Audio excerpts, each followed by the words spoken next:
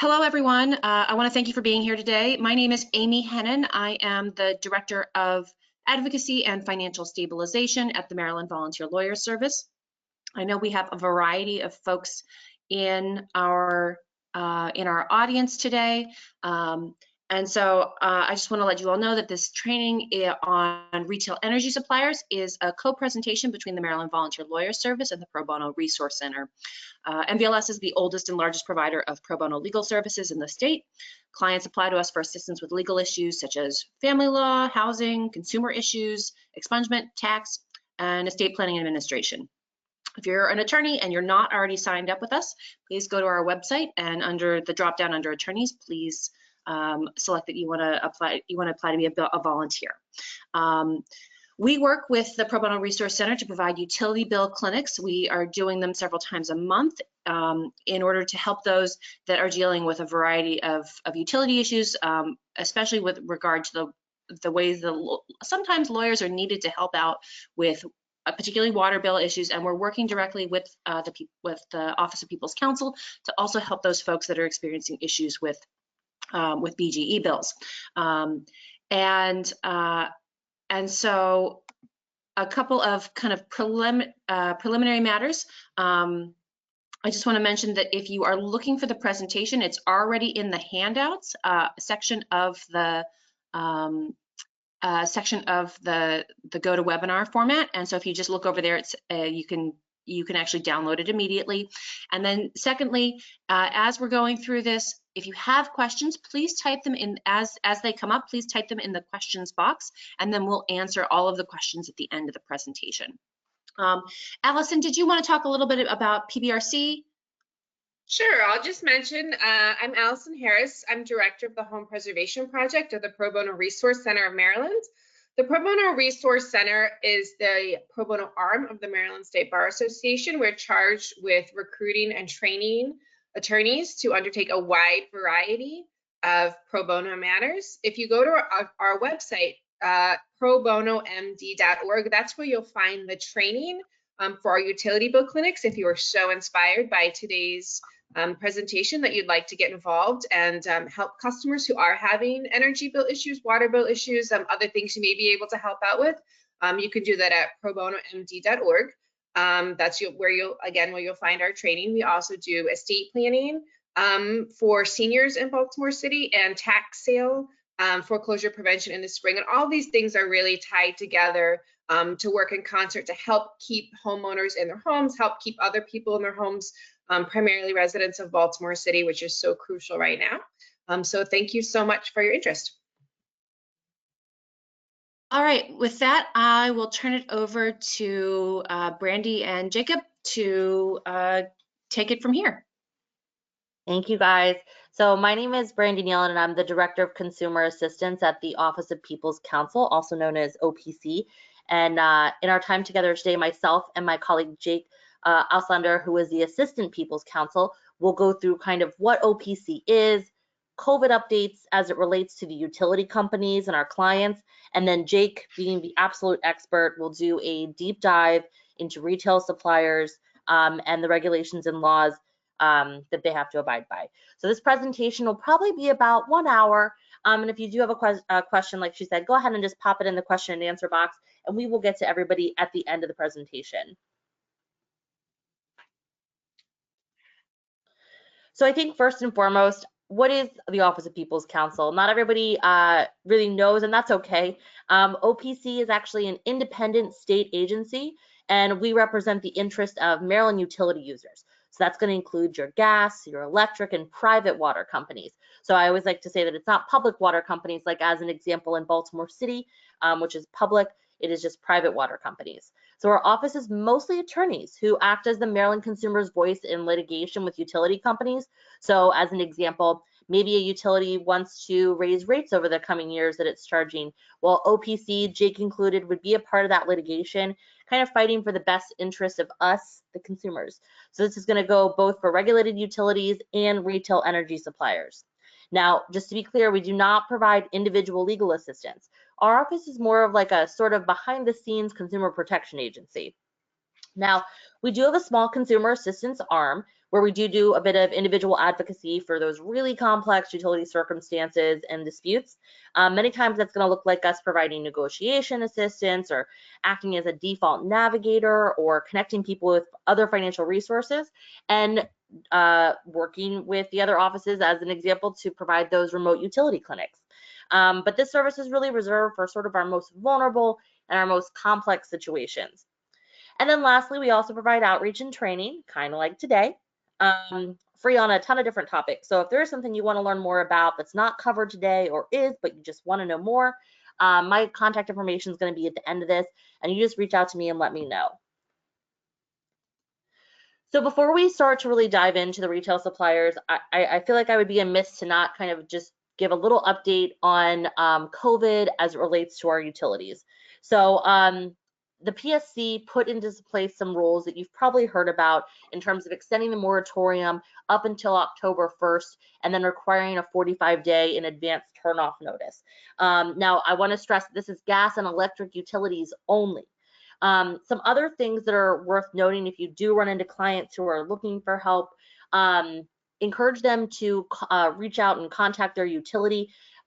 Everyone is entitled to a 12-month payment plan. For those that are certified as eligible through the Office of Home Energy Programs and or OHEP, that's the kind of financial assistance through the state, they can get a 24-month payment plan. I think that the word to pay attention to here, though, is certified. So if they're just putting in an application for OHEP, but they haven't heard back from OHEP yet saying, yes, you're approved, then they would still not be eligible for that 24 months. They have to have heard back from OHEP, and OHEP would have had to approve them, and then they would be eligible for the 24 months. But every single person is eligible for that 12-month plan. And so if they do enter into that 12-month plan, let's say they have a turnoff notice, it does stop that turnoff notice. So it can even be kind of good as an emergency measure for right now. Now, when they enter that payment plan, the utility actually can't require a down payment or a security deposit. If you've ever helped any clients kind of through this process, a lot of times they'll say, you know, you need to put a quarter down or a third down, and sometimes that's going to be tough for people. So right now there is 0 down. They cannot ask you to do that. Now, if they want to put it down, they certainly can, but there is no requirement for a down payment in order to enter a payment plan. And the utility can't refuse a payment plan because someone failed a previous payment plan in the past 18 months. Now, one thing to note, though, is if someone enters into a payment plan and the next month they default on that payment plan, the utility does have to offer them one more chance in abidance with these particular specialized rules. But if they default on that second payment plan, they actually don't. So it would be up to the utility at that point if they wanted to let them enter into, I guess it would be like a third payment plan. So just something to keep in mind. Now, utilities are currently sending out turnoff notices. And like I said, they have to have that 45-day notice window. Normally, when you get a turnoff notice, it's 14 days. So the 45 days is quite a big difference. As an example, one of the larger utilities is sending out about 10,000 turnoffs a week. So there are definitely a couple 100,000 people who should be expecting to receive a turnoff notice currently as things stand. Now, the utilities are also sending out information about energy assistance and payment plans, which is good. I do want to kind of take a second here to strongly encourage anybody who's struggling to pay this bill to apply for energy assistance right now and not to wait for that turnoff notice if they haven't already. We do expect a huge surge in applications, and we do believe that wait times are probably going to become longer. Right now, the average wait time for your OHEP application to be processed is 23 days, depending on the state that, or excuse me, depending on the county that you're in the state. So that could be longer or shorter. So if you live in Cecil County versus maybe Prince George's County, the days might be quite different in terms of how long that turnaround time is. Now, I've left the energy program's phone number here on the screen, that OHEP number. And just so people know, most local offices, because I think that's typically how folks tend to apply, is to walk in, they're not really seeing people. But if they call their local office, the local office will mail them a copy of the application, and people can drop off completed applications at most of the locations throughout the state. Now, if a client is really struggling to apply to OHEP and they need kind of help filling out that application, gathering documents, and it's not something that you can do, BDT, Benefits Data Trust, is a really wonderful resource. They do help people over the phone, and they do help them gather their documents. So that's a great number to give people to connect to if that's something that you can't help them with. So back to the real presentation. So I do want to say that utilities are a big part of our shelter costs, and in some cases can even impact the ability of a family to stay in their home, especially if they're living in Section 8 public housing, things like that, where there's side requirements about utilities. So OPC has been monitoring prices charged by third-party suppliers for years, and in many instances they do charge higher prices, especially gas. Now, they are subject to state consumer protection laws and the Public Service Commission consumer protection. However, we've found a number of suppliers who do not follow these rules and engage in deceptive practices. So we are here today to kind of identify some of those general problem areas, the rules that should be applied, and kind of how to address these issues. So the purpose is really to ensure utility customers are protected from those unlawful and deceptive practices by energy suppliers. And we want to make sure, kind of at the end of it, we want to make sure that you feel comfortable knowing how to cancel those unlawful contracts and obtain customer refunds or re-rates, which we're gonna, well, not we, Jake will go into later. So just so we're all on the same page, what is a third-party supplier? Or retail supplier. I will be using them interchangeably. So retail suppliers are the folks that you've probably already met. I personally live in Baltimore City, so I get a lot of door-to-door. So they may come to your door, they might have sent you mail, I've also gotten that, or called you, and they ask to be your electricity and or gas supplier instead of your local regulated utility, your BGEs, your SMECOs, your PEPCOs, Washington Gas, Columbia Gas, Chop Tank, Potomac Edison, kind of the big guys that you might be familiar with. So Maryland is a deregulated or restructured state, meaning that there's kind of choice in utility market. So we can choose the regulated utility, the big guys, or a third-party supplier to supply it energy to us. Now, currently there's over 400 third-party suppliers in Maryland, and 40 to 60 serve residential customers at any one time. So all suppliers are subject to both state consumer protection laws and the Public Service Commission specific laws and regulations. Now, all the regulated utilities and retail suppliers are overseen by the Public Service Commission, or PSC. Sometimes I'll say that, or you'll see it in the slides, PSC. The mission of the Maryland Public Service Commission is to ensure the safe, reliable, and economic public utility and transportation services to the citizens of Maryland, which basically means they oversee all the utilities, they create the rules, and then they ensure that the utilities are following those rules. Now, to give you a sense of where the supplier kind of fits into the delivery of services, I just want to run through a couple of points. So like we said, you can buy gas or electricity from your local utility, the big guys, or an energy supplier. 80% of households actually go through their local utility.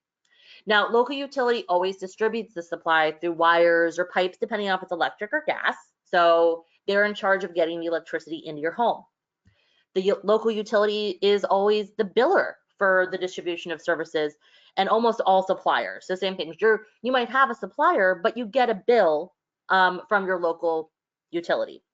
And like I said, PSC does regulate the utility services and supply rates, but does not regulate the supplier rates. So the cost from your local utility, the PSC sets that, but those suppliers, they're kind of on their own, choosing the rates that they would like to charge people, whether that be higher or lower. And then PSC regulates supplier marketing, solicitations, and contracting. So they should be in the know for all the things that the suppliers are doing. So retail suppliers are legal entities. And like we mentioned, the PSC is overseeing them, and they actually must be licensed and follow all the federal, state, and PSC rules. Like I said, which Jake is going to go into much more in depth about in a few minutes. Now, most of these rules apply to how they market and sign folks up for their services. So there's actually two major ways that they market, and that's going to be your telephone and door-to-door. So I want to take a second to kind of dive into those just for a little bit.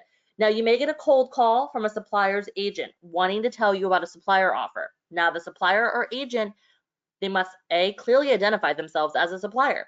They cannot state or imply they are calling from your local regulated utility. The local regulated utility, just to be clear, will never call you to offer you a discount or a price deal. Now, if you're interested in learning more about the supplier offers, you should ask them to send you written materials about the price offer, or ask for like a website address so you can check it out on your own terms. Otherwise, if you stay on the line, the agent might walk you through a set of questions and ask for a response. this call would be recorded. But people need to know that the recorded phone call is not the contract. So for most calls, the supplier or the agent must then send a written contract with all the terms and get your signature. But that's not always the way that plays out. So we do always recommend that you do not agree to a contract by telephone. And if you do agree, the supplier, again, must send you a contract and a contract summary form for your signature. In terms of the door-to-door sales, that's going to include solicitations at your home and any solicitations that occur outside of like a fixed retail location. So that could be like at a mall, a home improvement store, a fair, a church basement. All of these agents, when you meet them in person, they must have clear identification and business cards, and they must clearly identify themselves by name and by company. They cannot state or imply that they are associated with a local utility or a part of a utility program. Again, local utilities will not come to your door to offer you discounts, conduct surveys, or ask to see your bill.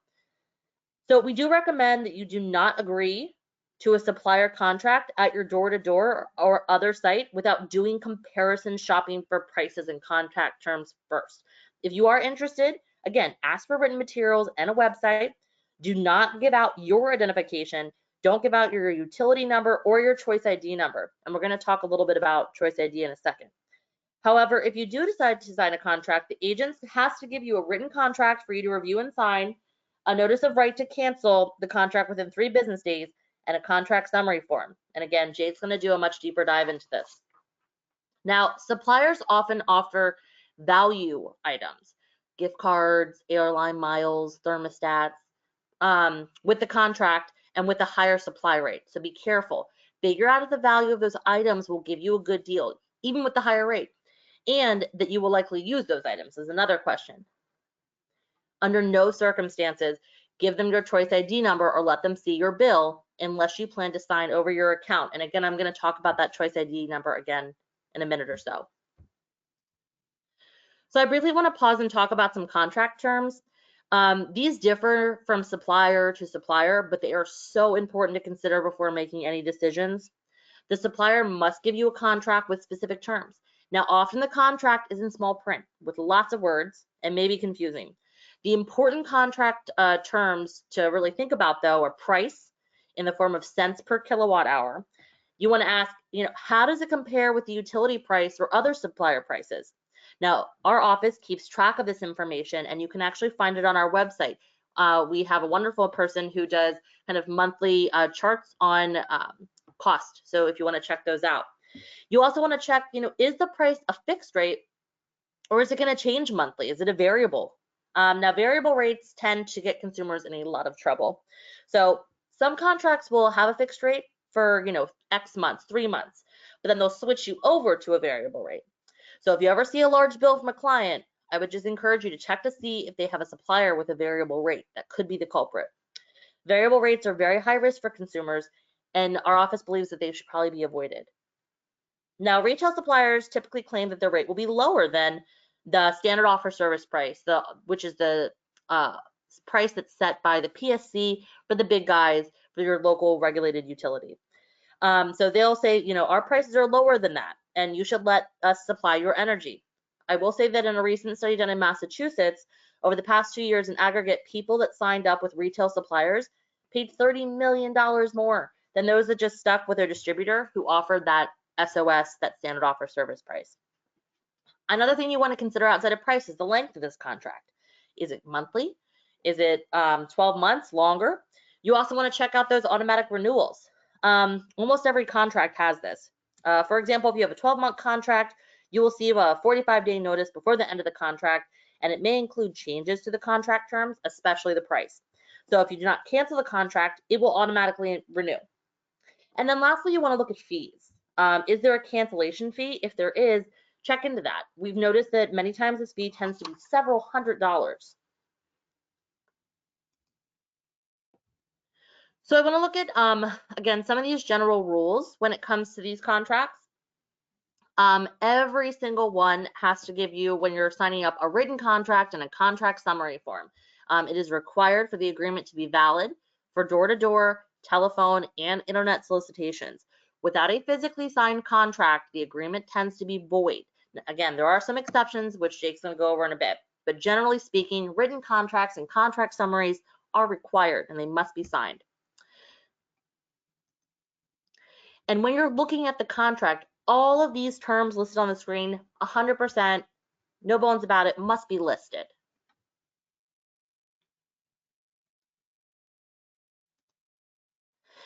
Now, with more people being at home and struggling to pay their bills because of COVID, people might be more inclined to sign up with a retail supplier.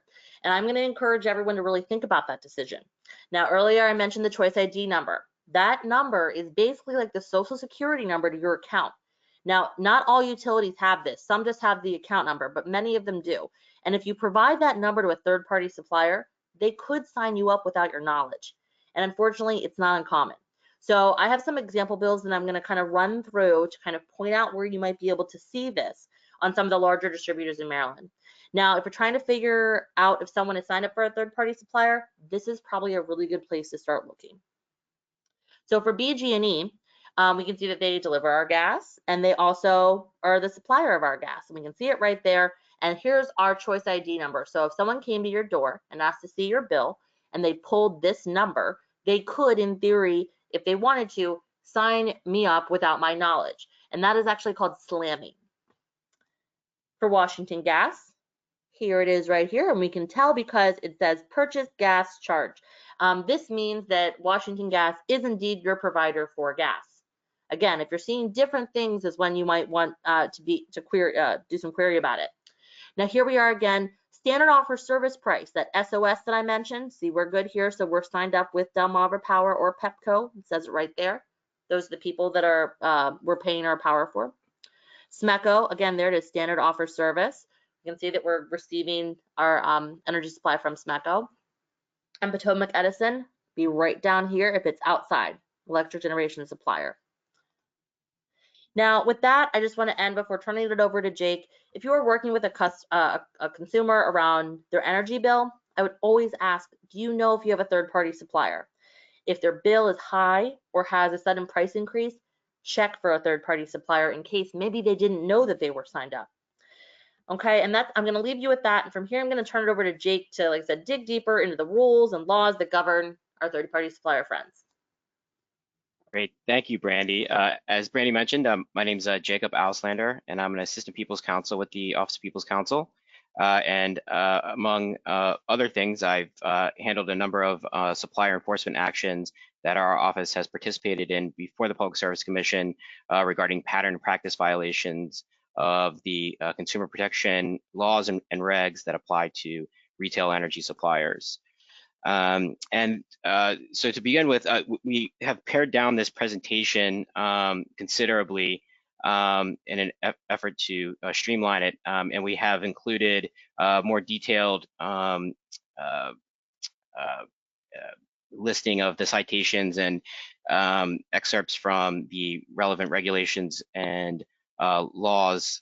So to the extent that you don't find what you're looking for in this slide deck itself, the accompanying material that we've included along with this slide deck should point you in the right direction.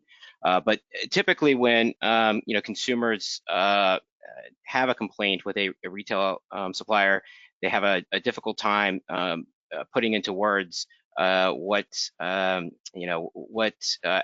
viable causes of action they might have. They typically complain about the way the product was marketed to them, including a lot of misrepresentation regarding the price savings that they might enjoy.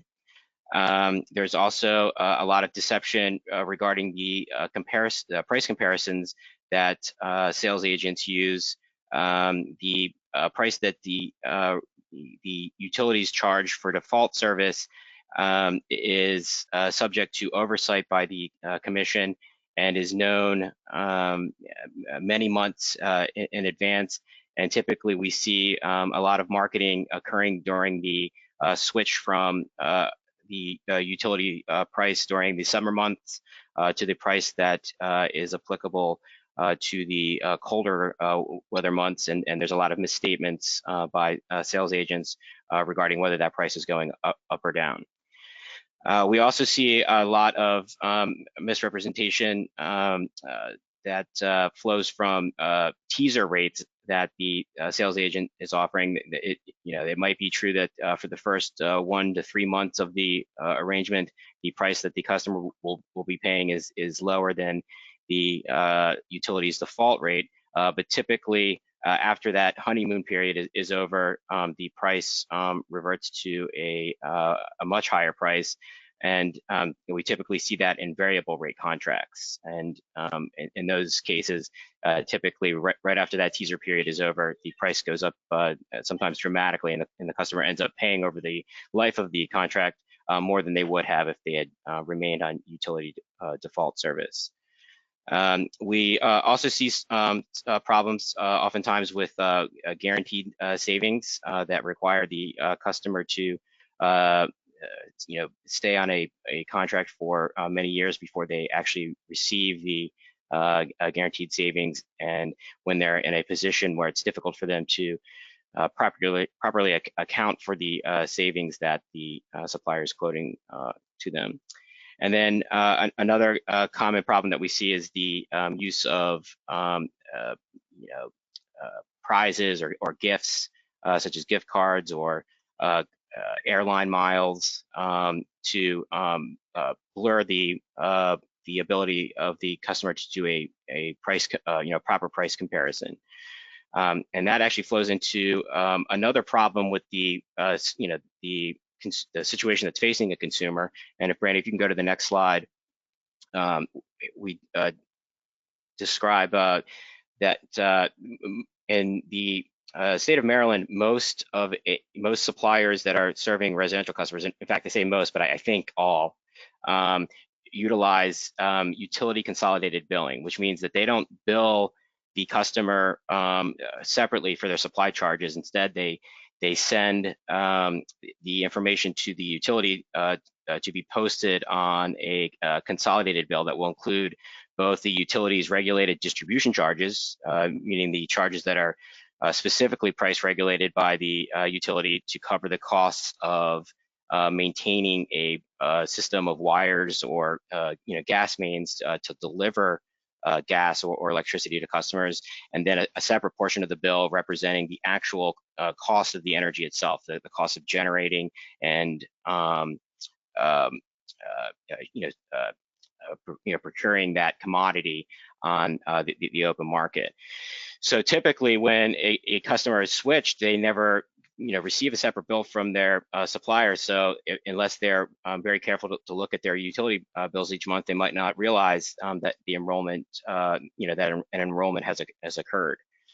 The other thing that we believe leads to problems is that the supplier is paid within 5 days of sending that information to the utility by the utility, and the utility purchases those accounts receivables from the supplier, and they become utility charges, and potentially subjecting the customer to a service termination if those charges are ultimately not paid. So the reason that we find that to be a problem is that there's less of a downside from the supplier's point of view as far as selling a product or a service to customers at a much more expensive price, because there's a chance the customer might not notice that they're paying more, and even if they are, the supplier is guaranteed payment from the utility and doesn't have to worry about the risk that they might have a customer that is unable or unwilling to pay the supply charges that the supplier claims is owed. Another common problem that we see is we typically see the suppliers include a cancellation fee or an early termination fee for canceling a supply contract before the expiration of the agreement. So typically, once an enrollment goes through, if a customer signs a 12 or 24 month or even a 36 month agreement, they might have to pay a penalty if they later find out that the price that the sales agent quoted them was inaccurate, and that they're actually paying much more than they would have paid if they'd remained with the utility's default service. But in order for the customer to get out of the contract, they might have to pay hundreds of dollars in cancellation fees.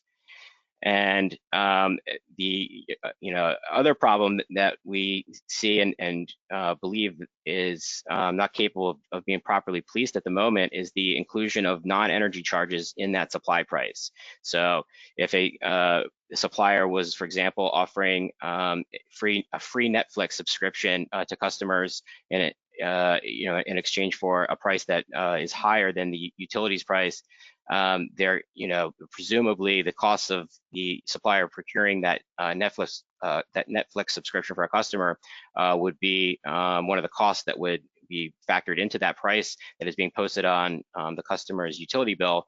But to the extent that it is covering a non-energy related cost, it really should not properly appear on the utility bill.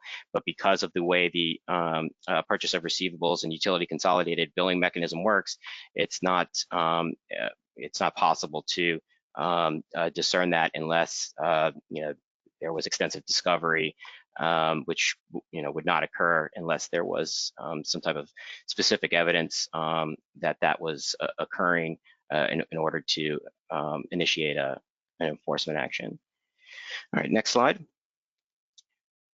So the two types of marketing that suppliers use to acquire customers are telephone solicitations and door-to-door sales. And when it comes to telephone, when it comes to both marketing channels, we typically see a lot of problems with what we call slamming, which is the unauthorized enrollment of a customer.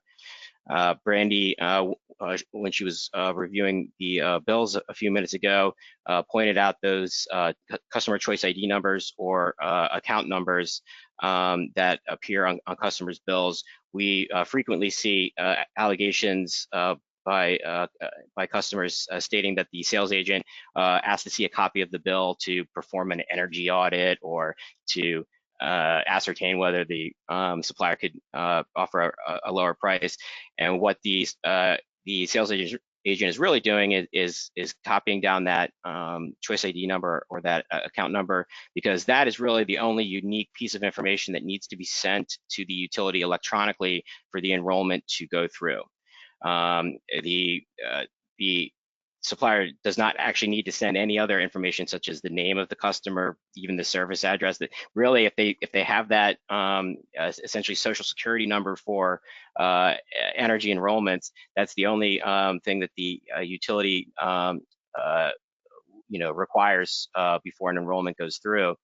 And so, we frequently see cases where telephone solicitations might be made to an address at a time when the account holder is not home, but when somebody in the home might have access to the bill, an energy bill, and provides that information to the sales rep that they're talking to on the phone, the enrollment goes through, and then the customer might not realize that that has occurred until months or even years down the line, when they might notice like a spike in the utility, the price of the utility bills that they're receiving. And when it comes to telephone solicitations, the primary thing that we see with many suppliers is that they fail to obtain a signature on a written contract from the customer following the conclusion of that telephone solicitation. That's really at the core of what the Maryland Telephone Solicitations Act requires a merchant to obtain before an agreement reached through a telephone solicitation becomes enforceable against the consumer. The way the commission has set up the rules governing enrollments, it has created a very limited exception for calls that aren't covered by the MTSA to be instead established through a third-party verification. And typically what we see is suppliers using this third-party verification in lieu of the actual requirement under the Maryland Telephone Solicitations Act that a signature be obtained from a customer prior to the agreement becoming enforceable against the customer. And that third-party verification typically consists of a recorded telephone call with a third-party service that asks the customer or the person who's speaking on behalf of the customer on the other end of the phone to answer a series of yes or no questions, such as, did this sales rep call you today and offer you this price? Do you agree to these charges? Do you agree that you're the account holder? And the suppliers use that that third-party verification recording as proof that the customer agreed to enroll in the supply product to begin with. But as I mentioned, that exception is really only applicable if the MTSA does not apply, which if we go into the next slide, we'll see is really only a very limited number of cases. Next slide, Brandi. So for the MTSA to apply, the transaction has to occur by a merchant contacting and consummating the sale with a customer entirely through a telephone call. So the way the telephone solicitation definition is worded in the statute, it does say initiated by the merchant, but we are currently litigating this in a number of supplier enforcement actions, but it's our interpretation of this language that does not necessarily mean that the merchant has to make an outbound call to the consumer.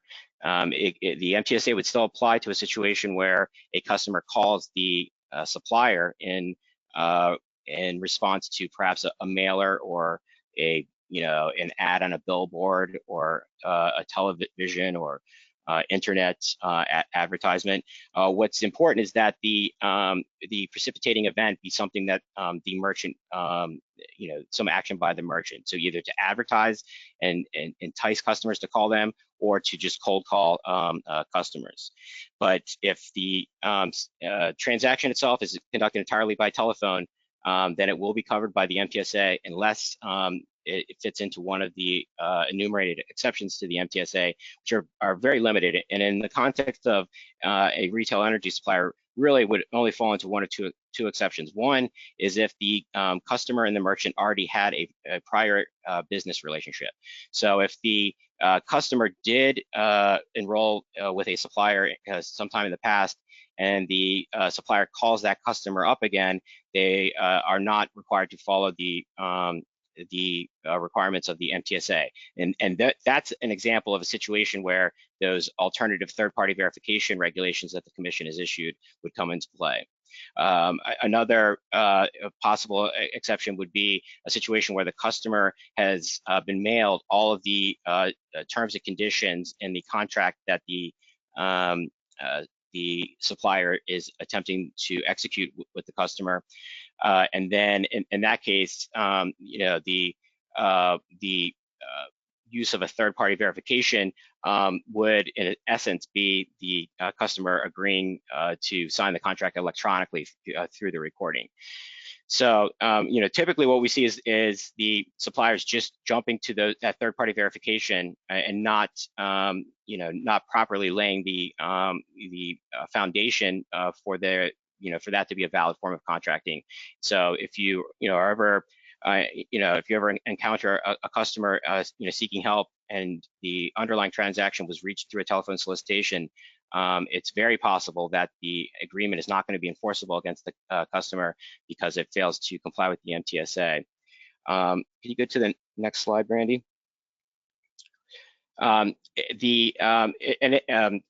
Before we go into the door-to-door sales, in the materials that we provided, we included citation to the MTSA, and the primary thing that we look for is a signed written contract, because you typically won't find that. But there are other requirements as well.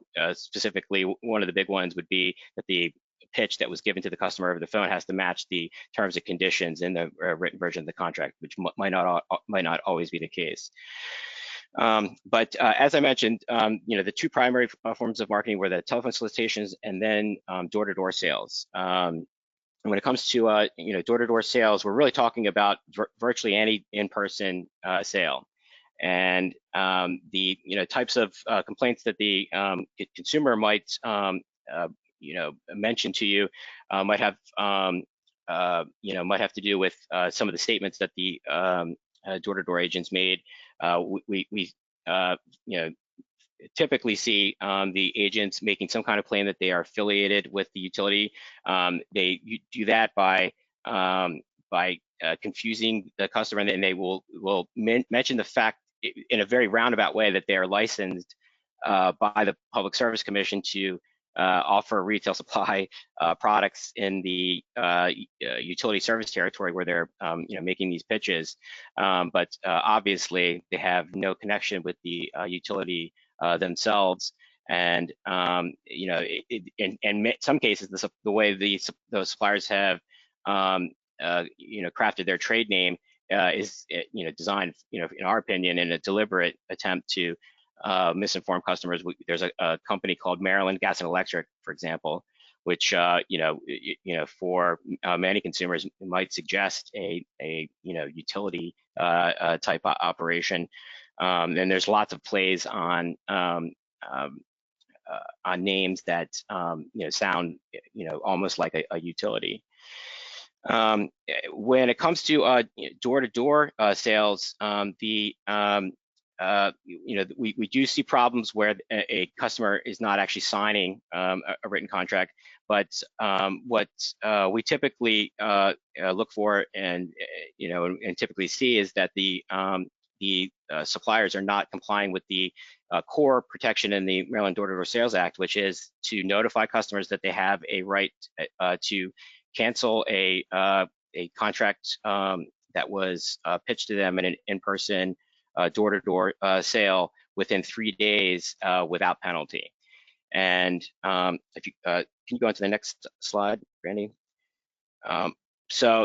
If the way the Maryland Door-to-Door Sales Act is written, I always take issue with the name of the act itself, because it almost conveys this idea that it's only going to apply to a sales agent actually going to a customer's home address and knocking on their door. It's actually probably better to think of it in the way that FTC, the corresponding FTC rule calls it, which is a cooling off rule. And the Door-to-Door Sales Act and the FTC's cooling off rule are virtually identical. The way the preemption works is that if Maryland repealed their Door-to-Door Sales Act, all of these protections that we're talking about would still apply as a result of the FTC's version of the rule. And to the extent that there's any difference between the a state law governing these sales and the FTC rule, the rule that is more protective to the consumer applies. And as I mentioned, the way Maryland has worded their act, it's almost identical to the FTC's act. So for all intents and purposes, they're identical. But the types of transactions that they cover is, as I mentioned earlier, virtually any in-person sale of a retail energy supply product. And that's because if it's an in-person, meaning that a sales rep personally solicits the sale, and the buyer's agreement or offer to purchase is made at a place other than the place of business of the seller, then it falls into the act. Can you go on to the next slide, Brandi? So that means that if there is a sale that is made at one of those kiosks or table in a mall or a place that is not the seller's normal place of business, or if it is being sold almost like a Tupperware in a Tupperware style party in a church basement or in somebody else's living room, all of those sales would be subject to the cooling off rule that's at the core of the Door-to-Door Sales Act. And as I mentioned, really the core part of that rule is that the customer has a right to rescind the contract without penalty within 3 days of signing the contract. Can you go on to the next slide, Brandi? And then one more slide. We typically see situations where the door-to-door sales agent does not mention this right of rescission and or does not provide the customer with a hard copy rescission notice that they can sign and send back to the supplier within that 3-day period. If you are assisting a customer and they mention a transaction that is subject to the Door-to-Door Sales Act, it's important, in my view, for you to seriously consider whether it's prudent to just go ahead and set an attempt to rescind the contract at that moment, because the way the law is set up, the merchant is required to provide notice to the consumer, and that clock should not start to run until the customer knew or should have known about their right to rescind. There's actually only one reported opinion in Maryland on this issue, and Judge Bell offered a dissent in that case, and it's cited in the materials that we've circulated along with this slide deck. And the dissent in that case, Judge Bell explains the way he thinks the rule should work, which is that that the 3-day right of rescission should run when the customer should have known, which he mentions could be when the customer consults with an attorney and first learns about this right of rescission. All right, and then outside of those two marketing channels, there are a number of other protections that you should be aware of. Brandi, if you can go to the next slide. There are very explicit requirements in COMAR for the suppliers to include many specific terms in their written contracts. The price terms and any fees that are charged have to be explicitly disclosed. There's also a requirement under Maryland law for the supplier to provide a contract summary form. It's almost like a truth in lending statement for a energy supply contract that notifies the customer of some key material terms, such as the length of the contract, whether there's a auto renewal clause, any cancellation fees, and we typically see suppliers fail to provide a contract summary form to customers, which is another possible avenue to challenge an enrollment. If you go into the next slide, to pare this down, we actually took out many of the minimum contract terms, but they are in the materials that we've included along with this slide deck. One that I did want to talk about was the requirement when it comes to an evergreen or an auto renewal clause. The supplier may include an auto renewal clause, but in order for it to be valid, they need to send the customer a notice that the contract is subject to this automatic renewal within 45 days in advance of the actual renewal taking place. And then if there are any changes to the terms, and one of the big things would be if there's going to be any change to the price that's going to be paid, that has to be clearly and conspicuously included in the Evergreen notice. And so if they send a notice that says, hey, go to our website and see what our price is, that's insufficient. And we've been able to get rulings from the commission establishing that point. But it's very uncommon actually to see a supply contract that does not include some type of auto renewal provision. So it's certainly something to keep in mind that the suppliers frequently fail to comply with the regulatory requirements to make any kind of renewal period valid under the law. And then can you go to the next slide, Brandi?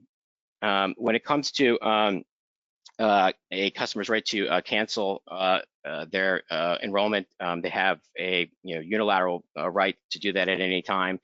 The main obstacle for a customer that actually did agree to enroll in a product could be the inclusion of an early termination fee, which we see fairly often.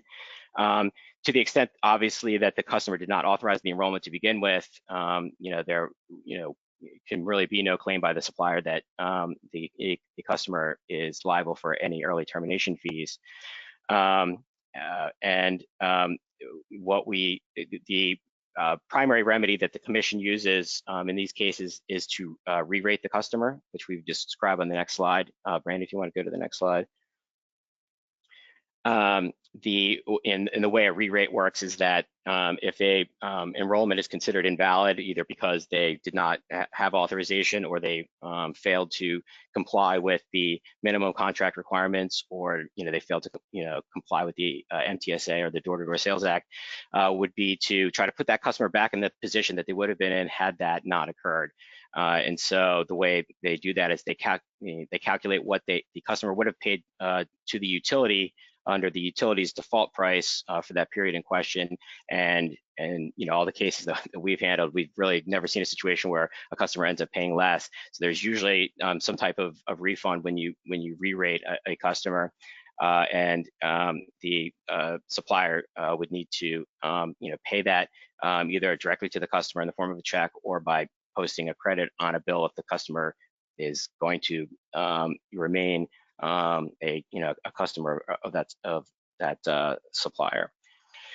And then if you go on to the next slide, there's just a couple of things to keep in mind when a customer is attempting to cancel a contract. The revised regulations provide that a customer does need to contact the supplier first to request the cancellation, but then if they if the cancellation does not occur within 3 business days, they are permitted to contact the utility and explain that they have submitted that cancellation request to the supplier, and if at that point 3 days have passed, the utility will push the cancellation through. We had a number of problems years ago where a cancellation request that was submitted to a supplier, the supplier might just sit on it, and they might wait for months before the drop request was actually submitted to the utility, and that would require that the customer continue to pay those supplier fees. And if you go into the next slide, we include the basic information on how a complaint can be submitted to the PSC. The consumer can call the PSC to submit a complaint, but the commission prefers if the complaint is submitted online, and an attorney can certainly submit that complaint through that online portal for a customer. And typically when that occurs, there will be a series of correspondence exchange between the Commission's Consumer Affairs Division and the customer and the supplier. And in some cases, it might even involve the utility, and if there is some question about when the date and enrollment actually went through. And then that's about it for our presentation. We do have a number of materials and other resources on our websites. Each month we compile what we call a supplier price comparison chart. And actually we are really the only entity out there that's doing this. And what we do is we have one of our investigators go to each of the suppliers that are operating Maryland's website and note down their price and the terms of their agreement, and then we put that on a sheet along with the utilities price for that month. And this is an attempt to help customers navigate what can be a somewhat confusing world of utility prices. And then we also include a number of fact sheets on more specific topics, including some of the things that we've talked about today. So certainly a resource that you should be aware of. And then if you go on to the next slide, we actually also have are including our contact information. If you have any questions about anything that we've covered today, feel free to contact us, and our email address and telephone number are here for you. And I guess at this point, we can answer any questions that you might have.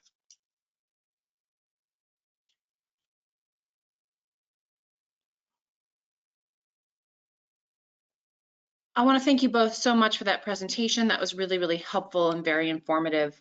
I don't see any questions in the questions box, but if there are folks who have got questions, if you want to type them in now, we'll be happy to answer them. Or if you've got questions on how to refer clients to the utility bill clinics or anything else.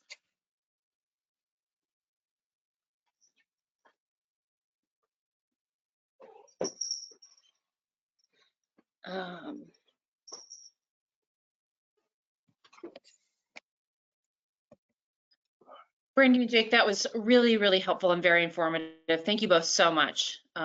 Sure. Really appreciate all that information. There were some handouts I know that. there were some handouts I didn't initially include.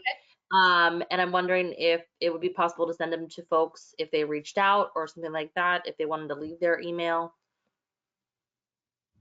Yeah, if folks want to reach out to either of you and or to me, I'm happy to forward any.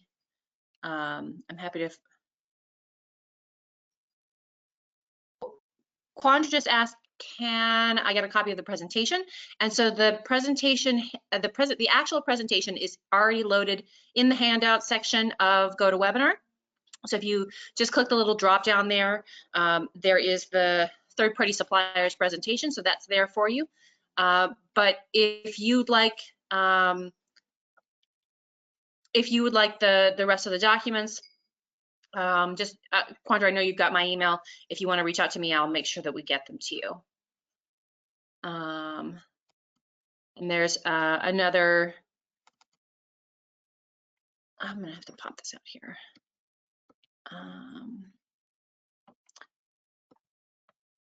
Aha, okay.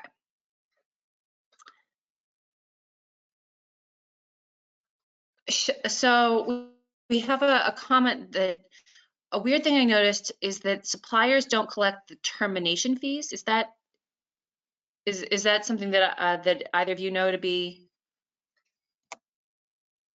So they are not supposed to collect termination fees through the utility consolidated bill that I had mentioned earlier. But it's I've seen suppliers attempt to do it, including putting a line item on a customer's bill for over $3,000 for a late fee that they claimed. Well, they claimed that it was truing up the customer's bill for an enrollment that took place over like a 5-year period. Wow. And yeah, and in practice, it's difficult because there's no, the way the suppliers treat themselves is that this should be basically laissez-faire, and there should be no government intervention, and we should let a competitive market set the price.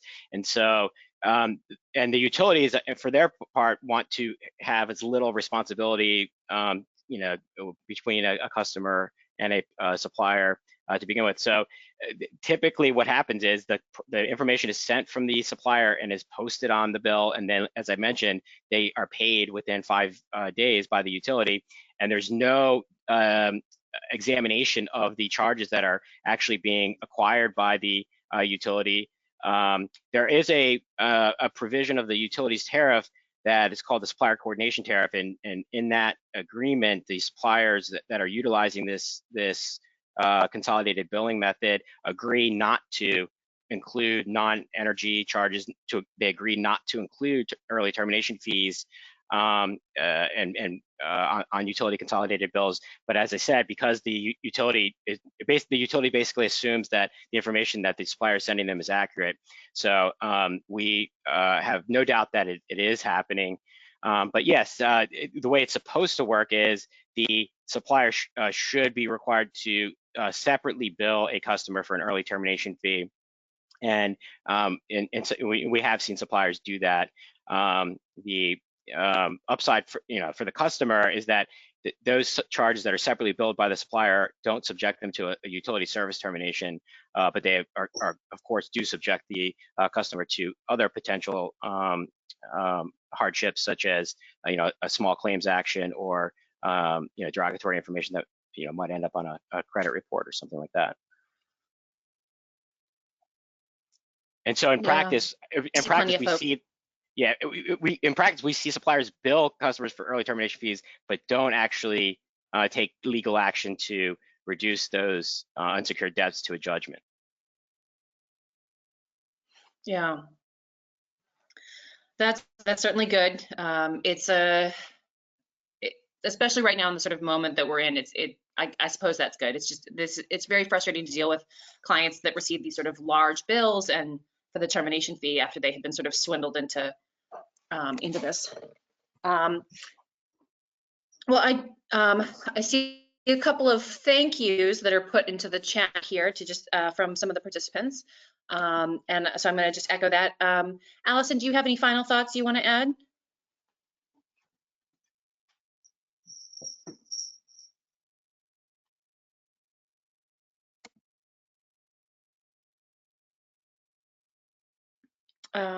Well, don't hear anything from Allison, so I guess we'll call that good. Thank you both so much. We will get this presentation posted to our website so that if people want to review it in the future, or you want to send people to it in the future, it'll be posted under attorney resources and recorded trainings. So with that, we'll close everything out. Thank you everyone for attending, and I hope that everyone has a great rest of their day. Great. Thanks a lot. Thanks for having us. Thank you.